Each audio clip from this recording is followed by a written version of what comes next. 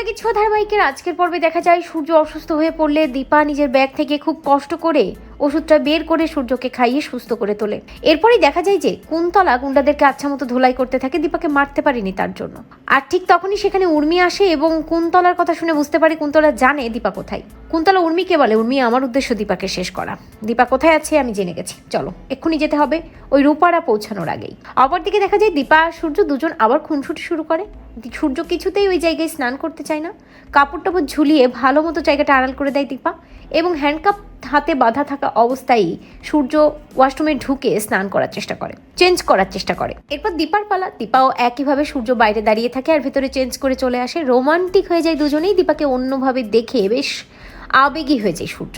এরপরেই দুজনেই রান্না করে একসাথে খাই, সূর্যকে নিজ হাতে খাইয়ে দেয় দীপা। আর দীপাকে নতুনভাবে দেখে সূর্য ভাবতে থাকে এমন আগেও অনেকবার এই দীপা ম্যামের হাতে আমি খাবার খেয়েছি, কিন্তু সূর্য সেভাবে কিছু মনে পড়ে না। অপরদিকে সোনাকে নিয়ে কুন্তলা আসতে থাকে ওই পোড়া বাড়ির দিকে।